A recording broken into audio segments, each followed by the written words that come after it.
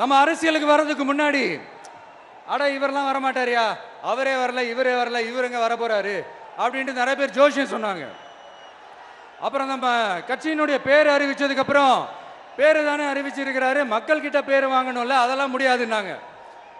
அப்புறம் ரொம்ப முக்கியமா மாநாடுலாம் எவ்வளவு பெரிய விஷயம், அதெல்லாம் இவர் ஒத்தால எப்படி பண்ண முடியும், சும்மா பக்கத்தில் புஷியானதை வச்சுக்கிட்டு மாநாடுல எப்படி நடத்தி காட்ட முடியும், அதெல்லாம் அவங்களால முடியாது. அப்புறம் மழை பெஞ்சு எல்லாத்தையும் கெடுத்துரும். ஏன் என் கூட இருக்கிறவங்களே கூட தான் சொன்னாங்க. அதுக்கப்புறம் என்ன நடந்துச்சுன்னு உங்க எல்லாருக்குமே தெரியும். இப்ப புதுசா ஒண்ணு சொல்ல ஆரம்பிச்சிருக்கிறாங்க. அது என்னடானா, ஆட்சியை பிடிக்கிறதெல்லாம் அவ்வளவு ஈஸி இல்லை இல்லையா. இப்ப அதெல்லாம் விட்டாங்க, இப்ப இங்க வந்துட்டாங்க. இவர் நேரா ஷூட்டிங்ல இருந்து வருவாராம், வந்து ஆட்சியை பிடிப்பாராம். அது எப்படி இவராலே முடியும், அவராலே முடியல, இவராலே முடியல, அவருக்கு அத்தனை வருஷம் ஆச்சு, இவராலே எப்படி முடியும்ட்டு ஒரு பக்கம்.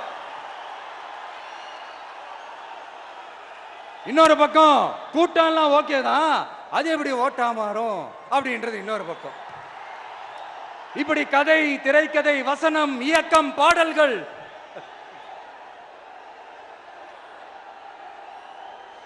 அதனால இந்த அரசியல் ஆய்வாளர்களுக்கு நான் சொல்றதெல்லாம் ஒன்னேதான், நல்லா கேட்டுக்கங்க.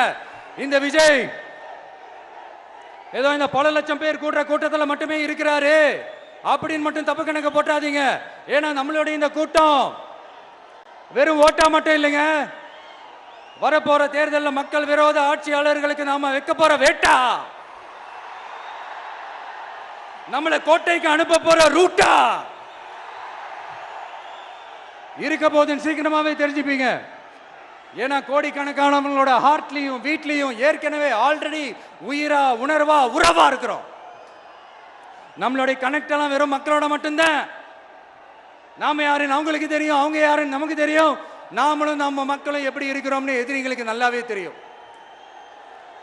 இருந்தாலும் இந்த விஜய் எதுக்குப்பா வந்திருக்கிறாரு, இவர் என்ன புதுசா என்ன திட்டம்லாம் சொல்லிட்டாரு அப்படின்னு வேற நிறைய கேள்விகள். இந்த சொல்றேன் தெரிஞ்சுக்கங்க. பெண் குழந்தைகள், பெண்கள் மற்றும் வயசானவங்களோட பாதுகாப்புல தான் நம்ம பிரையாரிட்டியே.